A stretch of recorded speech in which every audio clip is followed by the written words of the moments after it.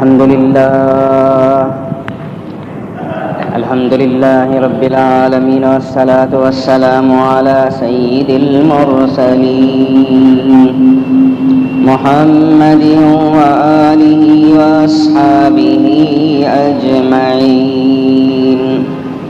أما بعد، فإن أصدق الحديث كتاب الله، وخير الهدي هدي محمد صلى الله عليه وسلم، وشر الأمور محدثاتها، وكل محدثة بدعة، وكل بدعة ضلالة، وكل ضلالة في النار. قال الله تبارك وتعالى في القرآن المجيد: أعوذ بالله من الشيطان الرجيم.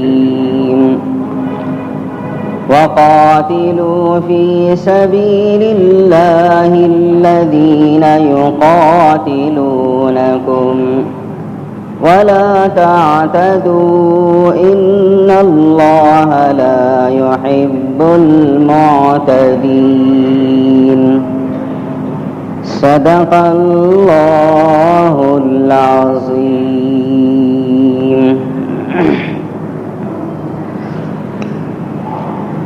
حاضرین کرام، دنیا میں اسلام آیا تو اسلام نے اپنے ذمے جو بڑی بڑی چیزیں یا بڑی اصلاحیں لی،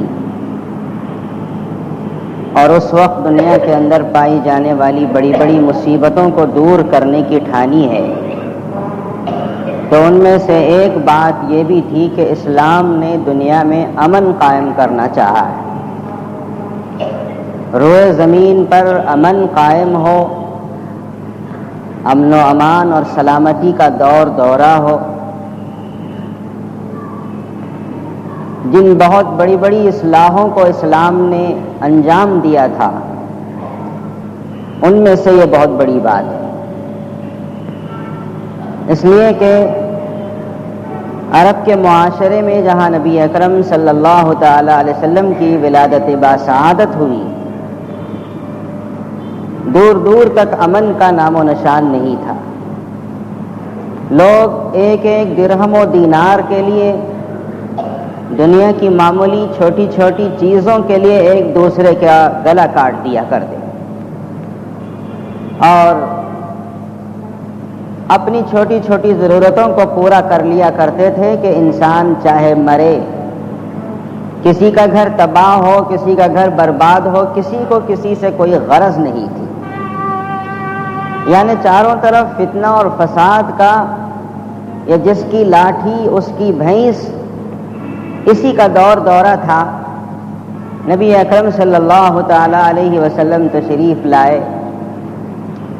آپ علیہ الصلاۃ والسلام نے قرآن مجید کی آیات شریفہ اور خود آپ علیہ الصلاۃ والسلام کے اقوال مبارکہ، آپ کا طرز عمل دنیا میں قیام امن کے لیے کتنا کوشاں رہا ہے، اس بات کے لیے ساری چیزیں شاہد ہیں اور گواہ. حضور اکرم صلی اللہ تعالی علیہ وسلم نے حلف الفضول کا جو معاہدہ قائم ہوا تھا، اس میں سب سے بڑا کردار ادا فرمایا،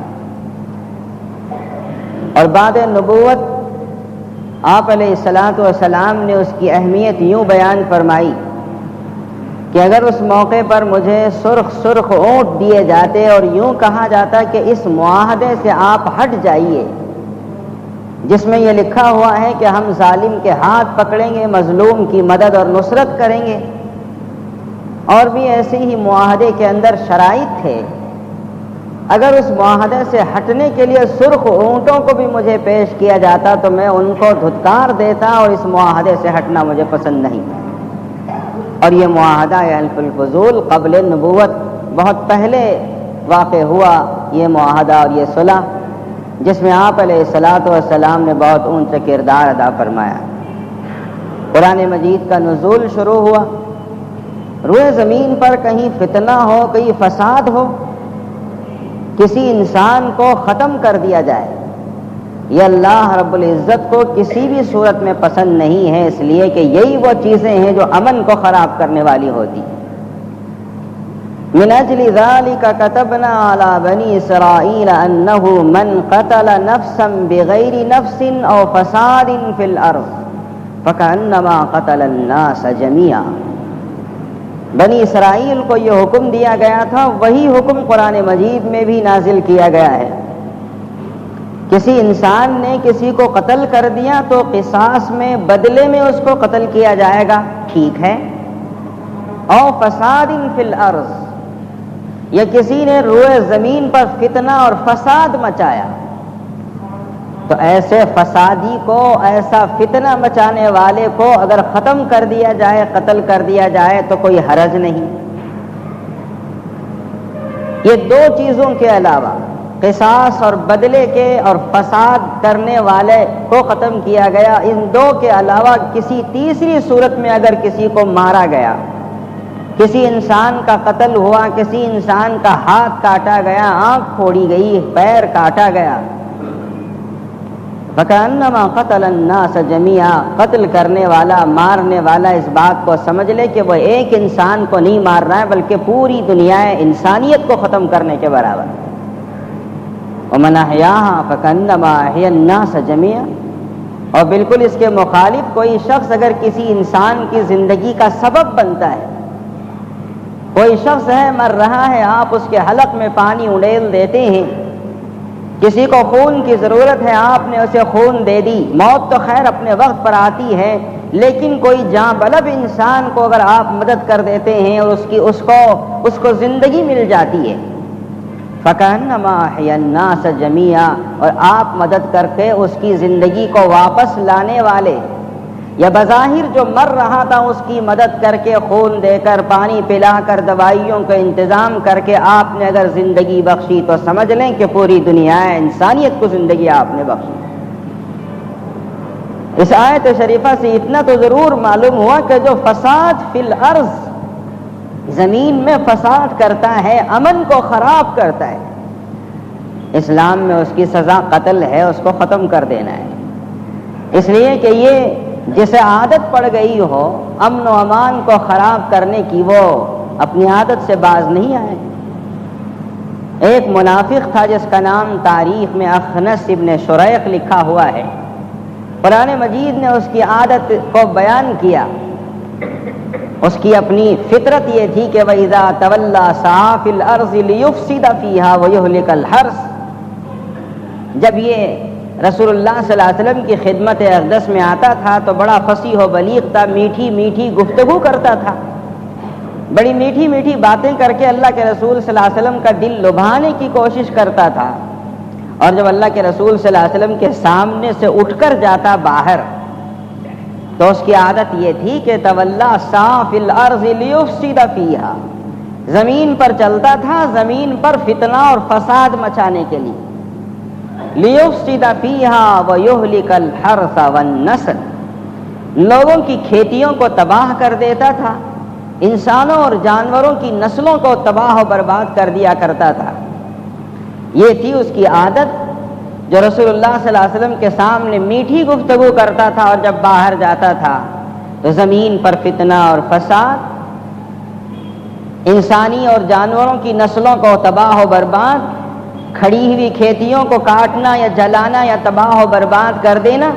فحسبہ جہنم، اللہ تعالیٰ آگے آیت شریفہ میں ارشاد فرماتے کہ اس کے لیے تو خدا کی جہنم کافی ہے، انتظار کر رہی ہے کہ زمین پر فتنہ اور فساد مچانے والے کو خدا کسی بھی صورت میں پسند نہیں کرتے۔ ان اللہ لا يحب المفسدین، بے شک اللہ تبارک و تعالیٰ فساد مچانے والوں کو، امن کو غارت کرنے والے انسانوں کو خالق و مالک رب العالمین پسند نہیں فرماتے۔ آج نہ صحیح کل اللہ تبارک و تعالیٰ کی پکڑ میں وہ ضرور آئیں۔ ایک آیت شریفہ میں اللہ تعالیٰ امن کو برقرار رکھنے، فتنہ اور فساد کی برائی کو اس طرح بیان فرما رہے ہیں، انما جزاء الذین یحاربون اللہ ورسولہ ویسعون فی الارض فسادا ان یقتلوا او یصلبوا او تقطع ایدیہم وارجلہم من خلاف۔ اللہ اور رسول سے لڑنے والے انسانوں کو اور زمین کے اوپر فتنہ اور فساد کرتے ہوئے ادھر سے ادھر گھومتے پھرتے انسانوں کو، امن خراب کرنے والے، فتنہ اور فساد مچانے والے انسانوں کی 3 سزائیں ہو سکتی ہیں، یا تو ان کو قتل کر دیا جائے، ختم کر دیا جائے، اور یصلبوا یا چوراہے پر ان کو سولی پر چڑھا دیا جائے کہ دیکھنے والے ان سے سبق حاصل کریں، اور ینفوا من الارض۔ تیسری سزا اللہ تعالیٰ نے یہ بیان فرمائی، اور ان کا ایک ہاتھ ادھر کا کاٹ دیا جائے اور ادھر کا ایک پیر کاٹ دیا جائے، مخالف، ایک طرف کا ہاتھ کٹے تو دوسرے طرف کا پیر کٹے، نہ سیدھے طریقے سے چل پائے، نہ سیدھے طریقے سے کسی کو ہاتھ سے ظلم کر پائے۔ اور آگے اللہ تعالیٰ نے چوتھی سزا، 4 سزائیں گویا سمجھی، اور ینفع من الارض، یا ان کو زمین سے دربدر کر دیا جائے کہ یہ کسی شہر میں انسانی آبادی میں رہنے کے قابل نہیں، ان کو شہر بدر کر دو۔ لوگوں کا امن خراب کرنے والے، فتنہ اور فساد مچانے والے انسانوں کو روئے زمین پر رہنے کا، انسانی آبادی میں رہنے کا کوئی حق حاصل نہیں۔ قرآن مجید کی یہ آیات اور یہ لب و لہجہ اور یہ سخت ترین سزائیں یہ بتا رہی ہیں خدا اور خدا کے رسول کو اور اسلام کو یہ پسند ہے کہ دنیا میں امن قائم کیا جائے، اور یہ ناپسند ہے کہ فتنہ اور فساد مچایا جائے۔ یہی وجہ ہے کہ اللہ تبارک و تعالیٰ نے اتنی سخت ترین سزائیں سنائی اور لب و لہجہ بڑا شدت والا استعمال فرمایا۔ نبی اکرم صلی اللہ تعالیٰ علیہ وسلم ارشاد فرماتے، حضرت عدی بن حاتم نے فرمایا، اللہ تبارک و تعالیٰ تمہارے نبی کے ہاتھوں سے اس روئے زمین پر امن کو قائم فرمائے۔ کہاں عرب کا وہ معاشرہ جہاں 1 درہم کے لیے انسان کا خون کر دیا جاتا ہے، نہ کسی کا مال محفوظ، نہ کسی کی جان محفوظ، نہ کسی کی عزتیں اور عصمتیں محفوظ۔ رسول پاک صلی اللہ علیہ وسلم تشریف لائے، اطلاع ملی کہ حضرت زید رضی اللہ تعالیٰ عنہ تجارت کر کے مال لے کر آ رہے ہیں، آپ کو کسی نے لوٹ لیا۔ بنفس نفیس رسول پاک صلی اللہ علیہ وسلم تھوڑی سی فوج لے کر حضرت زید کی مدد کرنے کے لیے تشریف لے گئے کہ جب امن ٹوٹتا ہے تو خدا کا نبی حرکت کرتا ہے۔ قیصر روم کے پاس دہیہ کلبی رسول اللہ صلی اللہ علیہ وسلم کا خط لے کر تشریف لے گئے، اور جو حضرت دہیہ کلبی خط پہنچا کر روم سے واپس ہو رہے تھے تو راستے میں ایسے ہی فتنہ فساد مچانے والے انسانوں نے لوٹ لیا۔ بدن پر جو پھٹے پرانے سفر کے قابل کے کپڑے تھے، اس کے علاوہ کوئی چیز ان کے پاس نہیں چھوڑی۔ اطلاع ملی رسول پاک صلی اللہ تعالیٰ علیہ وسلم کو، تو حضرت زید کو جن کی مدد اللہ کے رسول نے فرمائی تھی بلایا، فرمایا جس طرح ہم نے ان ڈاکوؤں اور ان فتنہ اور فساد مچانے اور لوٹ مار کرنے والے انسانوں کو تہہ تیغ کیا تھا، جاؤ دہیہ کلبی کی مدد کرو اور ان ڈاکوؤں کا قلع قمع کرو۔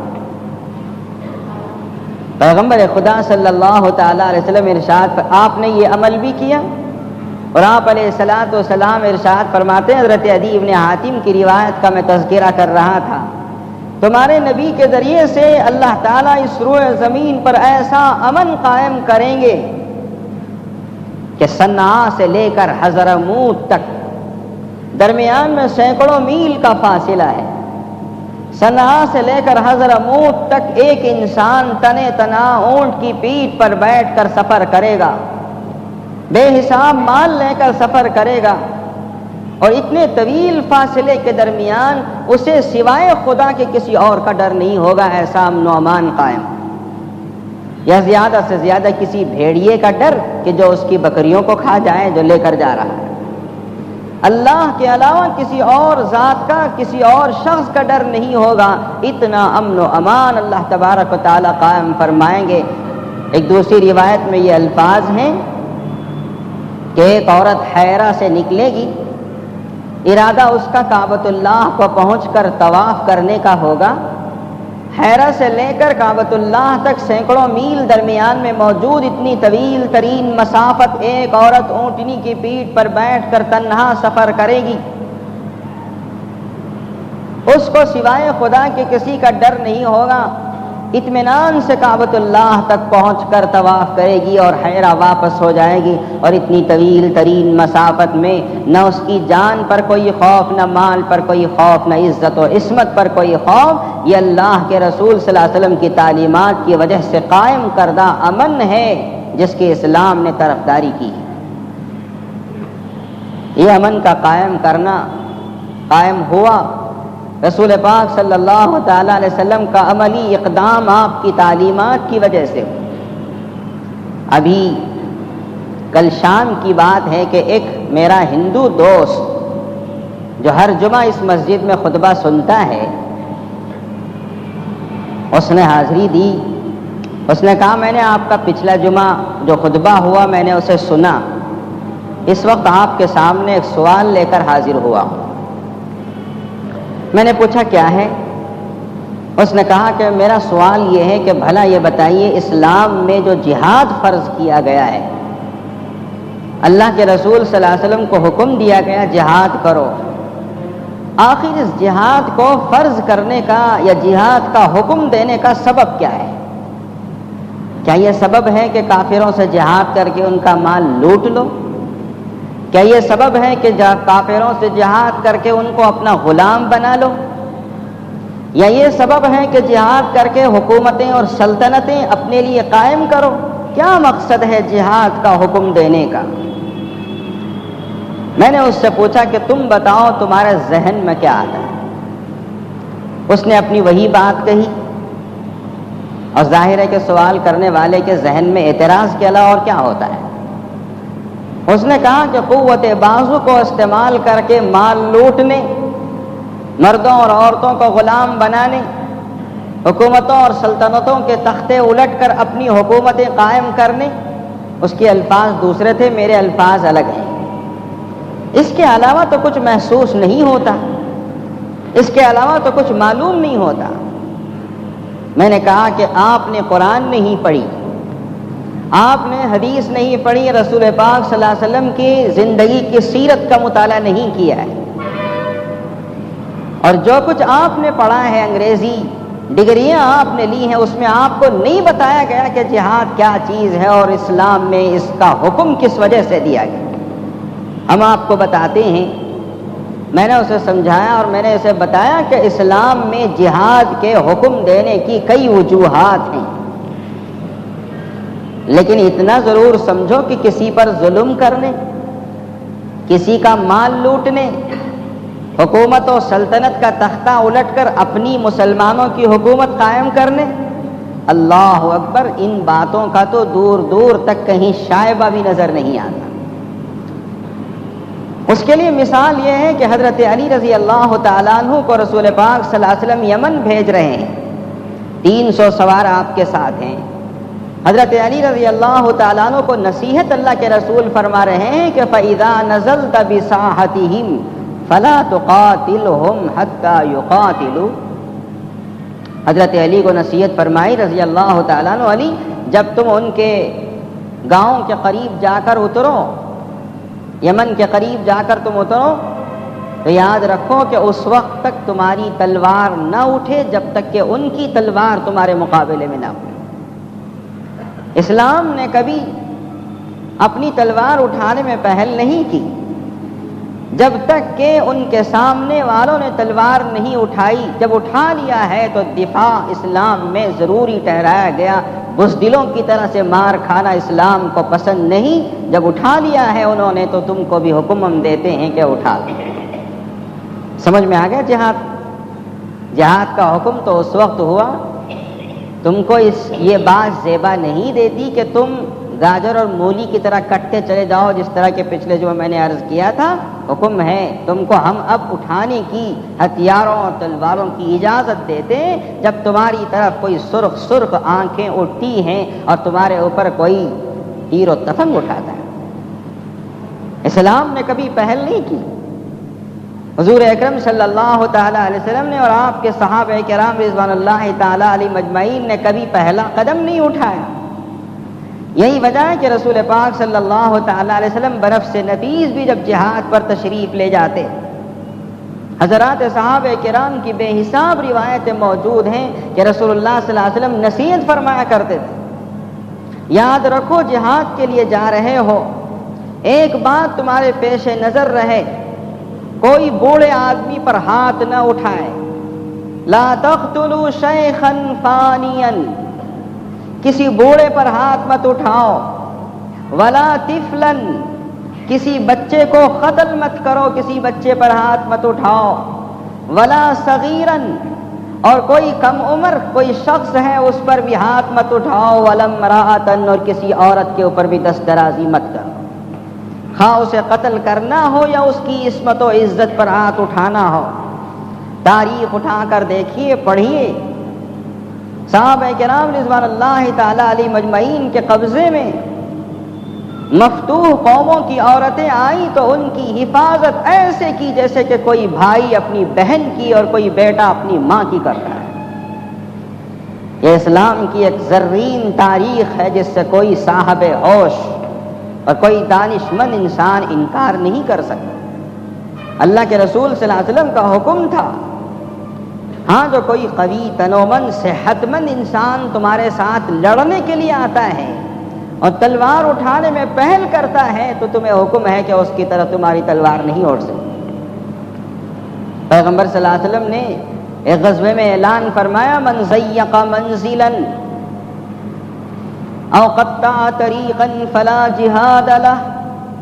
جہاد بہت بڑی عبادت ہے، اسلام کے لیے اعلاء کلمت حق کے لیے جہاد کرنا بہت اونچی عبادت ہے. لیکن یاد رکھو کہ جس نے کسی گھر کو یا گھر والوں کو تنگ کیا، کافر و مشرک ہی کیوں نہ ہو، اس کو ستایا، تکلیف دی، او قطع طریقا، یا راستے میں کسی کو لوٹ لیا، فلا جہاد اللہ، اس کا جہاد اللہ کے ہاں مقبول نہیں. وہ جہاد کے لیے نہیں نکلا ہے، اس کا کوئی اعتبار نہیں، اس کے سفر کا کوئی اہمیت اللہ تبارک و تعالیٰ کے پاس نہیں. ابو داؤد شریف کی روایت ہے، حضور اکرم صلی اللہ تعالی علیہ وسلم موجود ہیں. ایک انصاری صحابی فرماتے ہیں کہ ایک مرتبہ غزوے میں ہم چلے، ہمارے اوپر اتنی پریشانی آئی اور معاشی تنگی آئی کہ ہم 2-3 وقت کے بھوکے ہو گئے. ہم نے دیکھا ہزاروں لوگ ہوتے ہیں، جب جماعت جاتی ہے اور غزوے کے لیے تو ہم میں سے کچھ لوگوں کو چند بکریاں نظر آئیں. ہم نے ان بکریوں میں سے 1-2 زبردستی چھین کے ذبح کیا اور ہانڈی میں رکھ کے چڑھا دی. پیغمبر خدا صلی اللہ تعالی علیہ وسلم، یوں تو عموماً لوگ سمجھتے ہیں، آج بھی کہا جاتا ہے فوج کے لیے 100 خون معاف ہوتے ہیں، خواہ وہ اپنوں کا خون کر لیں غیروں کا خون کر لیں، 100 خون فوج کے لیے معاف. رسول پاک صلی اللہ علیہ وسلم کی فوج نے، صحابہ کرام نے چند بکریوں کو لیا اور اس کو ذبح کر کے اپنے لیے اپنی بھوک و پیاس مٹانے کے لیے ہانڈی پر چڑھا دی. انصاری فرماتے ہیں کہ پک چکا ہے، ہانڈیوں میں سے کھلکھلانے کی آواز آ رہی ہے، اب تب ہانڈی اترے گی، ہم گوشت حلق سے نیچے اتاریں گے. ایسی سخت اور بھوک کے موقع پر رسول اللہ صلی اللہ علیہ وسلم کو اطلاع مل گئی کہ ہمارا کیا عمل ہے. اور صحابہ کرام جنہوں نے بعد میں ایمان قبول کیا تھا ان کے لیے یہ بات نہیں تھی، اس لیے کہ اسلام آنے سے پہلے کسی کا مال لوٹ لینا، راستہ چلتے ہوئے کسی کے مال کو چھین کر کھا لینا انتہائی معمولی چیز سمجھی جاتی ہے. وہی آج زندگی میں ہوا تھا. رسول پاک صلی اللہ علیہ وسلم تشریف لائے. راوی کہتے ہیں، حضرت انصاری فرماتے ہیں کہ میں نے اللہ کے رسول کو دیکھا کہ آپ کے ہاتھ میں ایک تیر و کمان ہے اور آپ کا چہرہ سرخ ہو رہا ہے ناراضگی کی بنا پر. آپ تشریف لائے صلی اللہ تعالی علیہ وسلم اور اس قوس سے، اس کمان سے جو آپ کے ہاتھ میں تھی، ہانڈی کو پھیلا اور اس طرح آپ نے اس پورے پکے ہوئے گوشت کو زمین پر ڈھکیل دیا. گوشت پورا ہانڈی میں جتنا کچھ تھا وہ سب مٹی میں لت پت ہو گیا اور اللہ کے رسول صلی اللہ علیہ وسلم کی زبان مبارک سے نکلا، لوٹ کر جو مال حاصل کیا گیا ہے وہ مردار گوشت کی طرح سے. ایسے بھوک و پیاس کے موقع پر اس طرح کے جملے اس بات کی علامت ہے کہ اسلام میں اخلاق، کردار، اس کو سب سے بڑی اہمیت حاصل ہے، باقی ساری چیزیں بعد میں۔ حضرت حذیفہ رضی اللہ تعالیٰ عنہ بہت بعد میں ہجرت کرنے والوں میں سے ہیں، اور جب یہ بعد میں ہجرت کرتے ہوئے مدینہ المنورہ کی طرف چلے تو کافروں نے ان کو گھیر لیا، یہ بھی تھے، ان کے والد بھی تھے۔ کہا کہ تم مدینہ جاؤ گے اور پھر مدینے سے ہمارے خلاف لڑنے کے لیے آؤ گے۔ تو حضرت حذیفہ نے فرمایا لڑنے وڑنے کی نیت تو نہیں ہے، البتہ مدینہ المنورہ ہجرت کر کے جا رہے ہیں، آگے کیا ہوگا ہم کو خود پتہ نہیں، تم کیسے کہتے ہو کہ ہم لڑنے کے لیے تمہارے مقابلے میں آئے؟ تو کافروں نے کہا اچھا تم وعدہ کرو، عہد کرو کہ جب مدینہ جاؤ گے تو ہمارے خلاف لڑنے کے لیے نہیں آؤ گے۔ اب مسلمان کے دل میں تو کسی کے سے لڑنا، کسی کے لیے برا ارادہ تو نہیں ہوتا۔ انہوں نے کہا ہم وعدہ کرتے ہیں، ہم عہد کرتے ہیں کہ تمہارے خلاف لڑنے کے لیے نہیں آئیں گے، اس لیے کہ لڑنا اچھی چیز نہیں ہے۔ اب مدینہ المنورہ چلے گئے، اس کے بالکل قریب مدت میں میدان بدر میں اسلام کی اور کفر کی لڑائی ہوئی۔ حضرت حذیفہ نے فرمایا یا رسول اللہ میں بھی شریک ہوں۔ اللہ کے رسول صلی اللہ علیہ وسلم نے فرمایا تم چونکہ کافروں سے وعدہ کر چکے ہو کہ ان کے مقابلے میں لڑنے کے لیے نہیں آؤ گے، اس لیے ہم تم کو اجازت نہیں دیتے، اپنے وعدے کو پورا کرو۔ ارے کچھ سمجھ میں آتا ہے؟ یہ ہے اسلام کی وہ بلند و بالا تعلیم، اپنے عہد کو پورا کرو، اپنے وعدے کو پورا کرو۔ مسلمان کبھی پہل نہیں کرتا، اور جب مسلمان کی طرف کوئی تلوار اٹھتی ہے تو پھر مسلمان مجبور اور بےکس کی طرح سے ختم ہونا بھی پسند نہیں کرتا، اور نہیں کرنا چاہیے، بلکہ مردانہ وار اس کا دفاع کرنے کا حکم دیا گیا۔ ان مثالوں سے جو میں نے تاریخ کے بے حساب مثالوں میں سے چن کر 2-3 مثالیں آپ کے سامنے پیش کی ہیں، اس سے آپ اندازہ لگا سکتے ہیں کہ اسلام میں جو جہاد کا حکم دیا گیا اس کا کیا سبب ہو سکتا ہے۔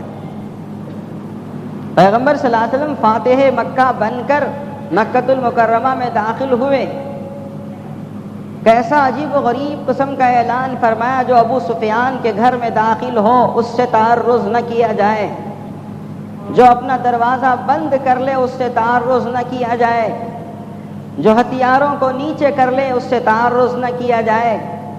اور فتح مکہ کی تاریخ پڑھ کر دیکھیے، پتہ چلے گا کہ اللہ کے رسول علیہ الصلاۃ والسلام نے کس طریقے سے غیروں ظالموں کو جو ایک وقت میں ظلم کر چکے تھے، کتنا عمدہ اور بہترین سلوک ان کے سامنے پیش کرنا۔ اس بات کی علامت ہے کہ جہاد جو اسلام میں فرض کیا گیا، حکم دیا گیا، اس کا ایک ہی سبب ہے کہ مسلمان گاجر اور مولی کی طرح کٹے نہیں، بلکہ اپنے آپ کو تیار رکھے، موقع پڑے تو دفاع کر سکے۔ قرآن مجید میں خود موجود ہے، بلکہ جہاد کا جو حکم دیا گیا اس آیت کو میں آپ کے سامنے پڑھوں۔ اذن للذین یقاتلون بانہم ظلموا، قتال کا حکم، جہاد کا حکم دیا گیا، تلوار اٹھاؤ۔ اس وجہ سے حکم دیا جا رہا ہے کہ انہوں نے ان کے اوپر ظلم کیا گیا، یہ مظلوم ہے۔ ارے مظلوموں، خواہ گاجر اور مولی کی طرح مت کٹو، تلوار سنبھالو، ہم تمہیں جہاد کا حکم دیتے ہیں، اجازت دیتے ہیں۔ صاف سیدھی بات ہے کہ ظلم کو روکنے کے لیے جہاد کی اجازت دی گئی، کسی پر مارنے، کسی کی حکومت چھیننے نہیں ہے۔ میں نے پچھلے جمعہ آپ سے کہا تھا کہ آپ کی آنکھوں کی طرف میری انگلی بڑھے تو آپ کی پلکیں بند ہو جاتی ہیں کہ کہیں آنکھ کو نقصان نہ پہنچائے،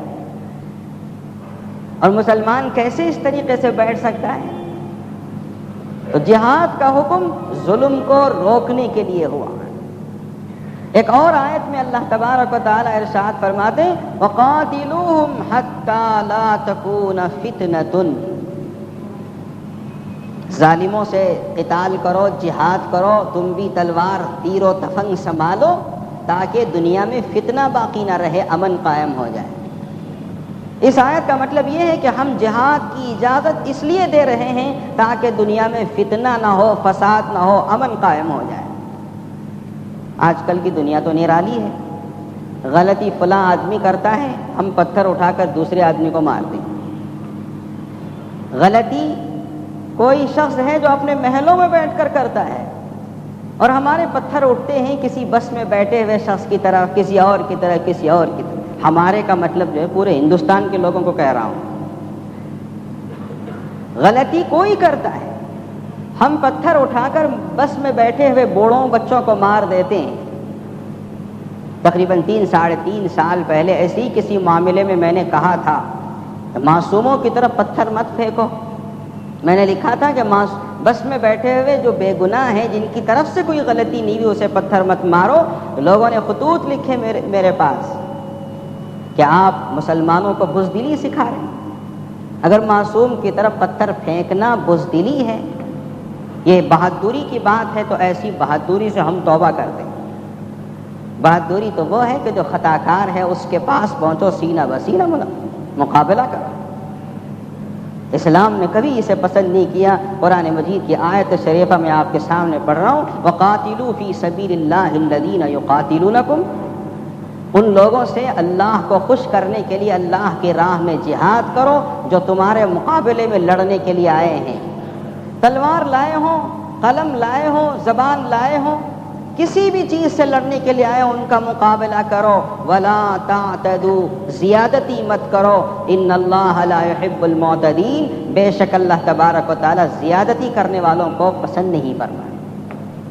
ہم معصوم کی طرف پتھر پھینکنا تو زیادتی، یہ زیادتی ناپسندیدہ ہے۔ باقی رہی یہ بات، آج کل کا زمانہ تو بہت ترقی کر گیا۔ پچھلے زمانے میں صحابہ کرام کے زمانے میں مسلمانوں کے لیے مقابلے میں آتے تھے تو لوگ تلواریں لے کر آتے تھے۔ آج اسلام کے لیے، اسلام کو تباہ و برباد کرنے کے لیے لوگ بندوقیں اٹھاتے ہیں، تلواریں اٹھاتے ہیں، قلم اٹھاتے ہیں، اپنی زبانیں کھولتے ہیں۔ بلکہ میں تو یوں کہوں گا کہ بندوقوں توپوں سے بڑھ کر زیادہ نقصان اگر آج کسی سے پہنچ رہا ہے تو وہ زبان و قلم کے ذریعے سے۔ اس سے اسلام کو، اللہ اور اللہ کے رسول کو ہدف ملامت بنایا جا رہا ہے۔ حالانکہ اللہ کا کوئی نقصان نہیں، رسول اللہ صلی اللہ علیہ وسلم پر کوئی حرف نہیں آئے گا، اسلام تو قیامت تک کے لیے ہے۔ لیکن سوال یہ پیدا ہوگا کہ ہم کیا کر رہے ہیں، ہم اپنا فریضہ کس طریقے سے ادا کر رہے ہیں۔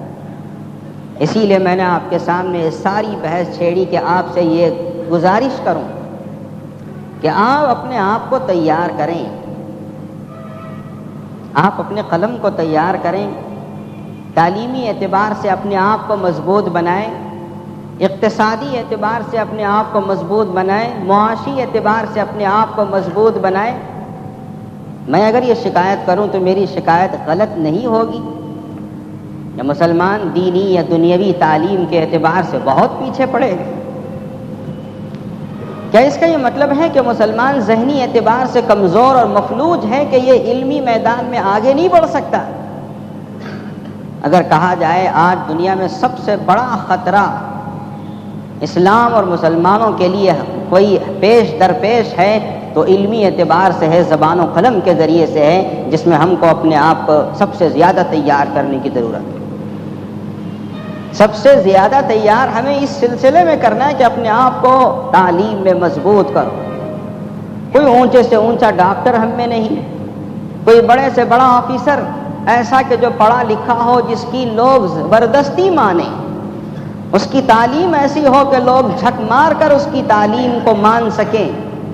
خال خال ہی ہمارے درمیان نظر آتے ہیں، اللہ ماشاءاللہ ہوں گے تھوڑے بہت، مجھے انکار نہیں۔ ہم کو تو یہ چاہیے کہ ہماری قوم کا، مسلمانوں کا ہر نوجوان اپنے آپ کو ایک بلند و بالا سپاہی بنائے۔ اب سپاہی کا مطلب یہ نہ سمجھے کہ ہاتھ میں بندوق ہو، آپ زبان کے سپاہی بنیں، آپ قلم کے سپاہی بنیں، آپ علم میں، تعلیم میں اتنا اونچا مقام حاصل کر سکیں کہ آپ سے ٹکرا کر باطل جو زبان و قلم لے کر آپ کے سامنے آئے، ٹکرا کر پاش پاش ہو جائے۔ ہر اعتبار سے اپنے آپ کو تعلیم میں نے کہا اقتصادی اعتبار سے، معاشی اعتبار سے، اور ان سب سے ہٹ کر اپنے آپ کو جسمانی اعتبار سے بھی، اس لیے کہ جہاں اللہ کے رسول صلی اللہ تعالی علیہ وسلم نے یہ حکم دیا کہ تم تیر افغنی سیکھو، تیر چلانا سیکھو، گھوڑ سواری سیکھو، جہاں اس زمانے کے ان فنون کو سیکھنے کا حکم دیا، وہیں ایک موقع ایسا بھی آیا تھا، مثال ہم کو ملتی ہے کہ ایک جہاد میں غزوے کے موقع پر غالباً رسول اللہ صلی اللہ علیہ وسلم اور آپ کے صحابہ کی کفار و مشرکین اشعار میں برائی بیان کر رہے ہیں، پہاڑ کے پیچھے برائی بیان کر رہے ہیں، اشعار میں ہجو بیان کر رہے تھے۔ حضرت حسان بن ثابت رضی اللہ تعالیٰ عنہ شاعر رسول نے اجازت مانگی، یا رسول اللہ اگر آپ اجازت دیں تو میں اس کا جواب اشعار میں دوں۔ اگر یہ کوئی نامناسب بات ہوتی تو اللہ کے رسول فرما دیتے ہم کو کیا ہے، خاموش بیٹھو۔ فرمایا حسان تم ہمارے منبر پر چڑھو اور کھڑے ہو کر ان کا جواب دو۔ ادھر حکم بھی دیا اور ادھر دعا فرمائی، اے پروردگار جبریل امی کے ذریعے سے حسان بن ثابت کی مدد فرما۔ یہ مثالیں بتاتی ہیں کہ مسلمان کو ہر دور میں ہر اعتبار سے اپنے آپ کو تیار ہے۔ تو میری بالخصوص بڑوں سے گزارش ہے کہ اپنی اولاد کو، نوجوانوں کو متوجہ کریں، اور نوجوانوں سے میری گزارش ہے کہ اپنے آپ کو اس سلسلے میں تیار کریں کہ آپ کی زندگی کا وہ حصہ تعلیم کے سلسلے میں ہو، جسمانی صحت کو بنانے کے سلسلے میں ہو، حاصل کرنے کا کوئی دقیقہ نہ چھوڑے۔ آوارہ گردی بند کرو، پان کھانا چھوڑو، یہ سب کرنے کی عمریں بعد کی ہیں۔ اب اس وقت اپنے آپ کو بناؤ تاکہ اگر آگے چل کر اسلام پر کوئی حرف آئے، کوئی دھبا آئے تو ہم اور آپ مل کر اپنے سینوں کو سامنے کر دیں، اسلام پر کوئی دھبا نہ آئے، ہمارے جسم کا سارا خون اسلام کے لیے قربان ہو جائے۔ یہ اس وقت ہو سکتا ہے جب ہم اپنے آپ کو کسی قابل بنائیں، ورنہ اگر جس طرح ہم آج ہیں اسی طریقے سے رہیں گے تو گاجر اور مولی کی طرح سے کٹ جائیں گے، داستانوں میں ہمارا نام تک کوئی لکھنے کے لیے تیار نہیں ہو۔ اللہ تبارک و تعالیٰ سے دعا ہے جو دل کے جذبات اس وقت میرے ہیں، جن کو میں ادا نہیں کر پایا اپنی زبان سے، خدا کرے کہ وہ جذبات آپ کے دلوں میں بھی پیدا ہو جائیں، بلکہ میرے الفاظ، میں اس بات سے قاصر ہوں کہ الفاظ ادا کر سکوں اور میں اپنے دل کی باتوں کو آپ کے سامنے اڈیل سکوں۔ اللہ تبارک و تعالیٰ قادر ہیں کہ لفظوں کے بغیر بھی آپ کے دلوں میں جذبات پیدا کر سکتے ہیں۔ قوم مسلم کو اور بالخصوص نوجوانوں کو اس بات کی توفیق دیں کہ اپنی عمروں کو ضائع کیے بغیر اپنے آپ کو کسی قابل بنانے کی ہم سب کو توفیق عطا فرمائے۔ آخر میں حضرات، جامع مسجد کی تعمیر میں سمجھتا ہوں کہ صدی کا ایک سب سے بڑا معجزہ یا سب سے بڑی کرامت ہے۔ اللہ تبارک و تعالیٰ نے ہم مسلمانوں کو، بالخصوص اس مسجد کے مصلیوں کو، ایک بہت بڑی توفیق دی، اپنا فضل فرمایا، کرم فرمایا کہ جس وقت سے اس مسجد کی تعمیر شروع ہوئی ہے اس وقت سے لے کر آج تک، ان گھڑیوں تک، اللہ کا سب سے بڑا فضل و کرم رہا کہ تعمیر بغیر رکے کے چلی جا رہی ہے۔ اور اللہ تبارک و تعالیٰ نے اپنے فضل و کرم سے بوڑھوں کو، بڑوں کو، نوجوانوں کو، بچوں کو، عورتوں کو، ہندوستان کے رہنے والوں کو، باہر کے رہنے والوں کو، سب کو اس کی طرف متوجہ کر دیا، حالانکہ ہم کسی کے پاس کاسہ گدائی لے کر نہیں پہنچے کہ ہماری مسجد کے لیے مدد کرو۔ یہ اللہ تبارک و تعالیٰ کا فضل و کرم ہے، اس کا احسان ہے۔ اور دوسری بات یہ ہے کہ اس سلسلے میں ٹرسٹ کا اتحاد و اتفاق ہے۔ آپ حضرات دو باتوں کے لیے دعائیں کریں۔ پہلی بات تو خود خدا سے مانگنی ہے کہ خدایا تیرا جو فضل و کرم ہمارے ساتھ ہے کہ ہم اپنی خون پسینے کی کمائی دیتے ہیں، اس فضل کو، اس توفیق کو باقی رکھ، اس لیے کہ جب خدا توفیق نہ دیں تو لوگ کروڑوں روپے رکھے ہوئے تجوریوں میں بند رکھیں گے، 5 روپے بھی خدا کے لیے نہیں دے سکیں۔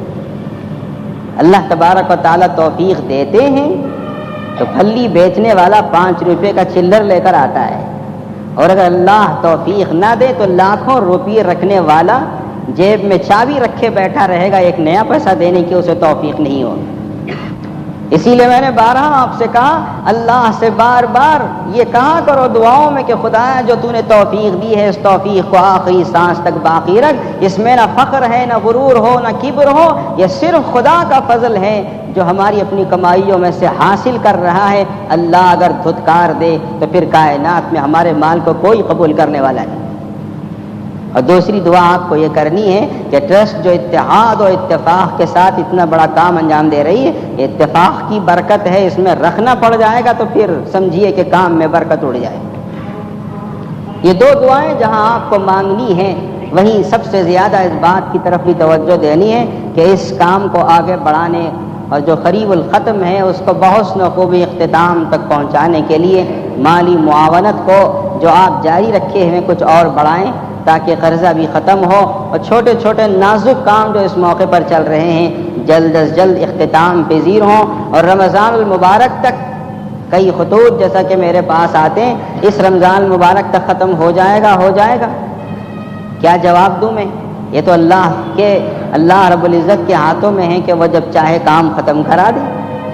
زمانے سے مسجد کی تعمیر کا کام شروع کرنے کا خیال، لیکن اس گھڑی میں اللہ نے شروع فرمایا جو اس کو منظور تھا. اب ختم بھی اس موقع پر ہوگا جب کہ اللہ کو منظور ہوگا، لیکن اللہ تعالیٰ سے ہم دعا ضرور کرتے ہیں کہ جلد از جلد ہمارے اس کام کو اللہ تعالیٰ بحسن خوبی اختتام تک پہنچا دے، ہمارے راہ کے مشکلوں کو اور پتھروں کو آسانی سے ہٹا دے. اور اللہ تبارک و تعالیٰ سے دعا ہے کہ معاونت کرنے والے، ہاں تھوڑا ہو یا زیادہ ہو، مالی ہو یا زبانی ہو یا جسمانی ہو، اللہ تعالیٰ ہر ایک کی معاونت کو بے انتہا شرف قبولیت عطا فرمائے. اس کی برکتیں اور رحمتیں ہماری زندگی میں بھی عطا فرمائے، ہماری اولاد کو اور احفاد کو نسلوں تک اس کی برکتیں عطا فرمائے. اسی کو سبب اور ذریعہ بنا کر اللہ تعالیٰ دنیا میں اسلام کا، ایمان کا بول بالا فرما دے، ہماری آخرت میں سرخ روئی عطا فرمائے. اور اللہ تبارک و تعالیٰ اسی کو باعث نجات اور قیامت کے دن اللہ تعالیٰ کے سامنے شرمندگی سے بچنے کے لیے اللہ تعالیٰ اس کو سبب اور ذریعہ بنا دے. بارک اللہ لنا ولکم بالقرآن العظیم ونفعنا.